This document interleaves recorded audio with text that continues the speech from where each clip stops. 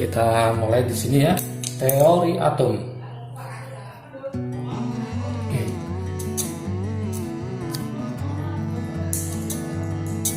Teori atom yang pertama ini harus dipelajari oleh teman-teman semua, yaitu nanti ada sekitar 5 teori yang akan saya kasihkan di materi ini.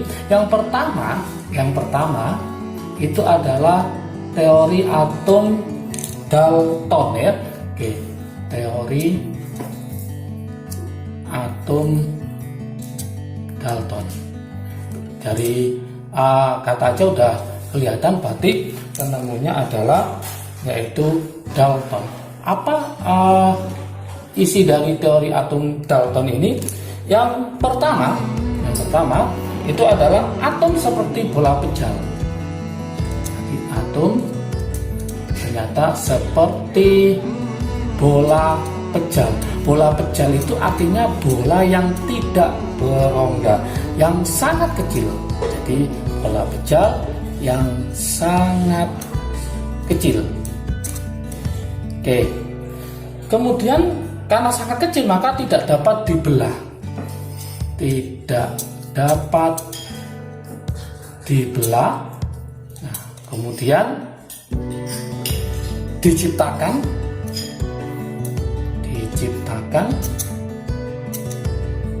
maupun dimusnahkan.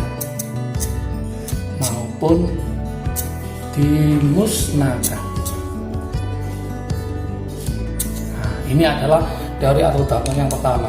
Kemudian yang kedua, atom bagian terkecil.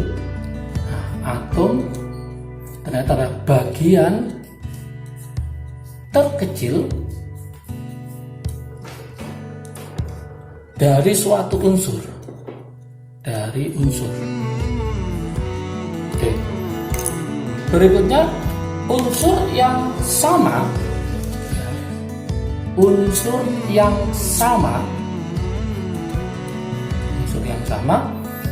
mengandung atom-atom yang sama.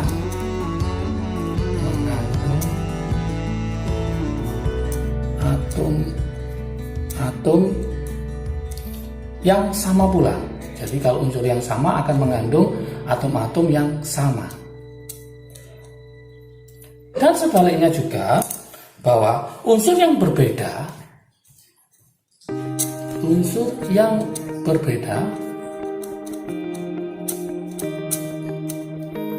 mengandung atom-atom yang berbeda pula. Mengandung atom-atom yang berbeda pula.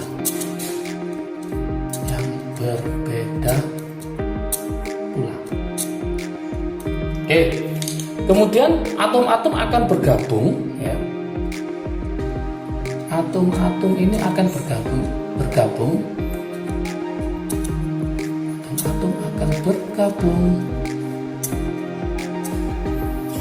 membentuk senyawa dengan perbandingan yang tetap. Jadi akan bergabung membentuk senyawa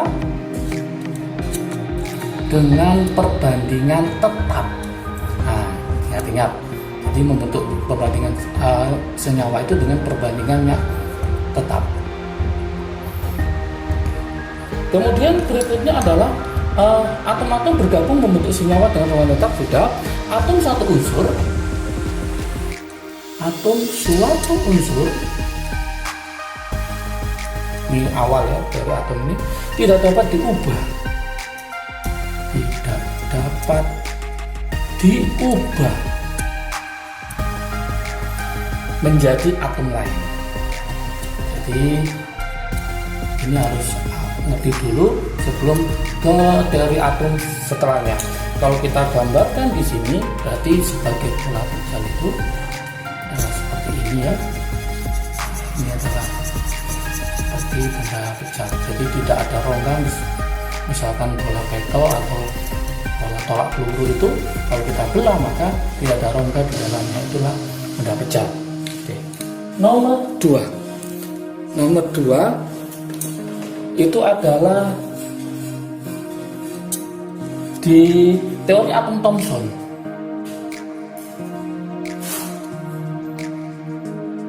teori atom Thomson.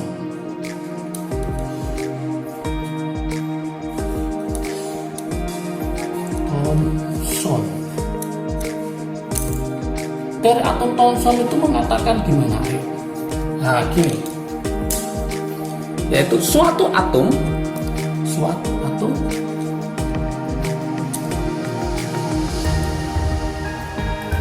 berbentuk bola,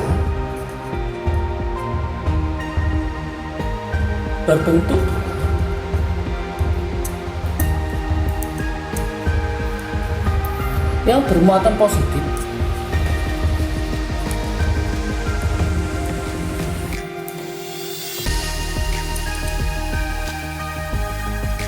bermuatan positif dan elektron yang tersebar merata,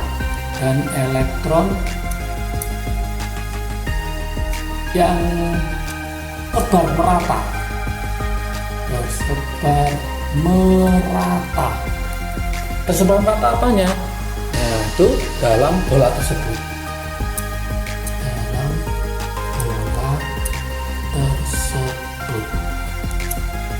Oke. Nah, teori atom Thomson ini dikenal dengan teori roti kismis ya. Jadi teori ini nanti dikenal dengan model atom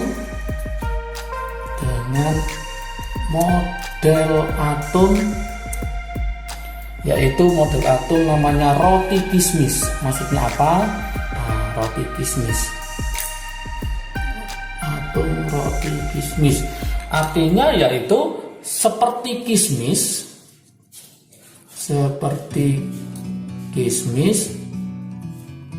yang tersebar dalam roti. Ini terkenal ini, yang tersebar dalam roti. Jadi terserah menyebarnya itu acak sekali. Jadi kalau saya buatkan gambar modelnya, ya, ini ada positif, terus kemudian ada negatif, kemudian ada positif, ada positif. Nah, elektronnya tersebar merata, negatif. Di sini ada positif juga. Intinya dia akan tersebar merata. Oke, itulah menurut teori atom Thomson. Berikutnya yang ketiga. Nah, ini semakin ke nomor 3 maka semakin lengkap dan semakin bagus ya. Yaitu apa? Teori atom Rutherford.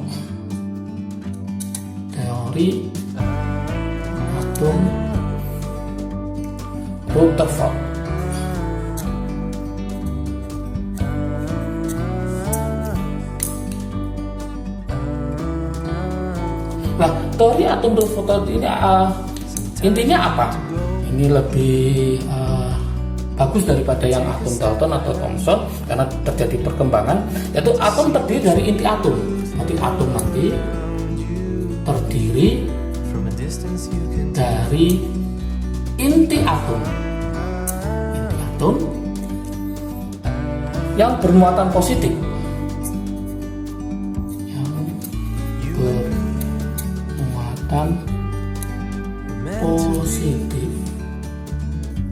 Oke. Sedangkan elektron yang bermuatan negatif,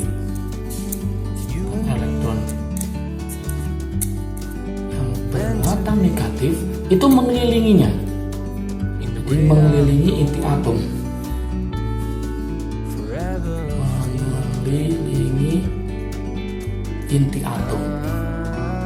Jadi ada yang di pusat inti atom, yaitu yang bermuatan positif, dan ada yang mengelilingi inti atom yang dia itu bermuatan negatif. Itu Rutherford. Kemudian penjelasan berikutnya untuk Rutherford, yaitu atom bersifat netral.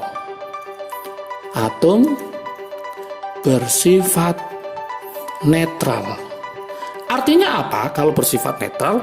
Artinya nanti jumlah proton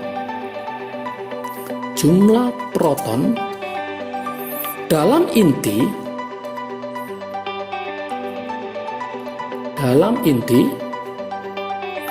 sama dengan jumlah elektron sama dengan jumlah elektron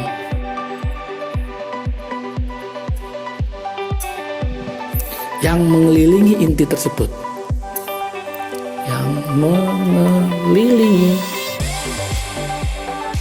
inti tersebut. Jadi sama, sehingga nanti dikatakan dia itu bersifat netral. Lah, ternyata massa inti atom tidak seimbang. Massa inti atom tidak seimbang. Antara apa? Nah, tidak seimbang dengan massa proton yang ada di dalam inti. Dengan massa proton dalam inti. Karena tidak imbang ini, maka nanti akan diprediksi ada partikel lain dalam inti atom untuk menyeimbangkan. Jadi nanti karena tidak seimbang ini dalam inti atom, maka nanti akan diprediksi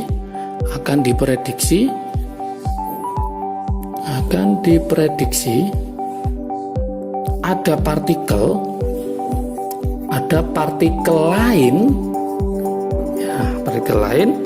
dalam inti tersebut yang menyeimbangkan inti tersebut supaya seimbang.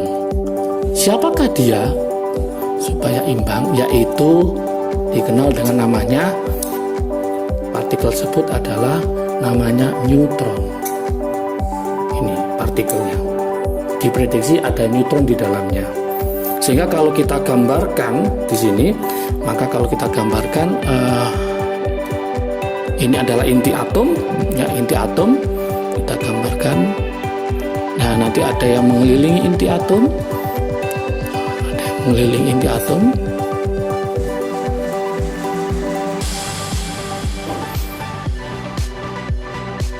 Ya, jadi nanti ada inti atom, ini ada elektron, ya, elektron, ini elektron.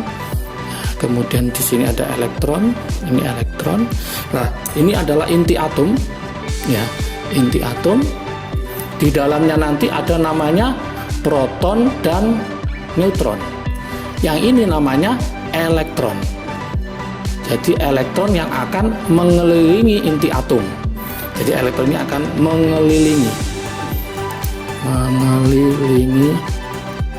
inti atom. Oke. Kemudian yang keempat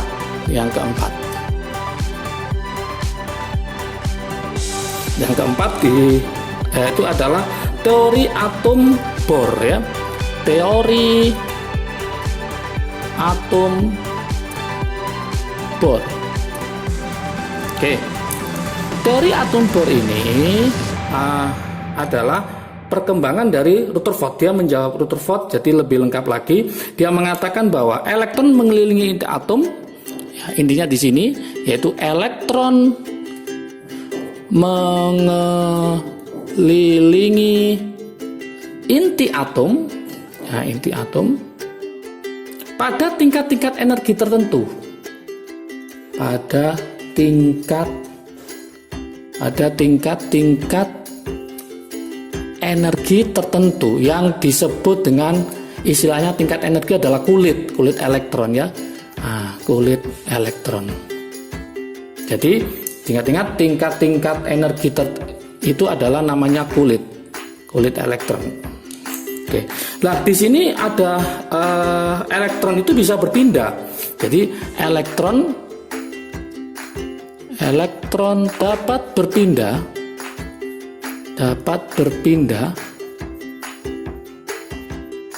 dari tingkat energi yang rendah ke tingkat energi yang tinggi. Nah, ini disebut dengan bahasanya kimia itu namanya eksitasi.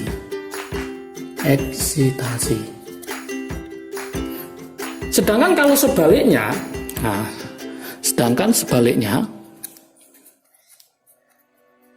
Sebaliknya itu maksudnya apa? Yaitu dari tingkat yang lebih tinggi ke rendah, maka dia disebut namanya adalah deeksitasi. Oke. Ini adalah yang nomor 4. Jadi nanti bisa pindah ke yang lebih tinggi ke yang rendah, atau yang rendah ke yang tinggi. Kalau ini saya gambarkan model atomnya, berarti ini ada inti atom, maka dia akan membentuk lintasan-lintasan elektron. Nah, lintasan-lintasan elektron. Di mana ini ada kulitnya, namanya adalah lintasan elektron atau namanya kulit elektron. Kulit elektron. Nah, yang ini namanya adalah inti atom. Inti atom. Jadi ada kulit-kulit elektron. Oke. Yang kelima, nah, ini yang lebih lengkap lagi, yaitu teori mekanika kuantum. Nah, mekanika kuantum. Ini nanti banyak ada Erwin Schrödinger, ada Planck, ya, Heisenberg. Jadi banyak penemunya di sini. Intinya apa? Dia berdasarkan sifat dualisme elektron. Teori ini berdasarkan sifat dualisme elektron. Maksudnya dualisme itu apa? Nah, dua itu berarti dua, ya.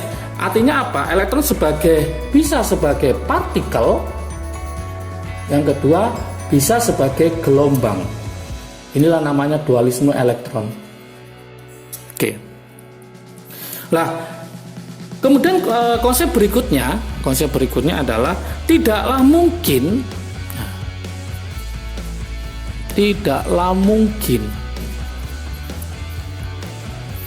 menentukan posisi serta momentum.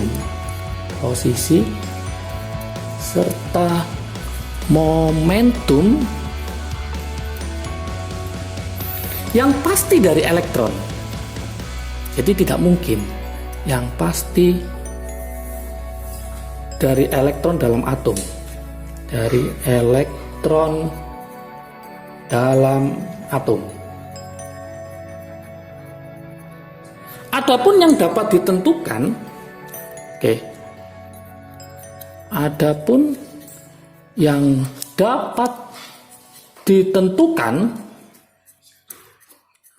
dapat ditentukan adalah kebolehjadian. Nah, ini yang harus paham, adalah kebolehjadian. Menemukan elektron, kebolehjadian menemukan elektron di suatu titik,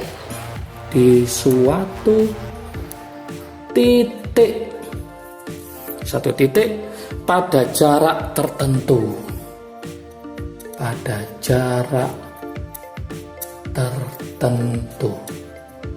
Nah, jadi intinya apa di sini? Kebolehjadian ini ada menemukan elektron di suatu titik pada jarak tertentu. Inilah teori mekanika kuantum. Berarti ada 5 teori yang mendasari teori atom, ya.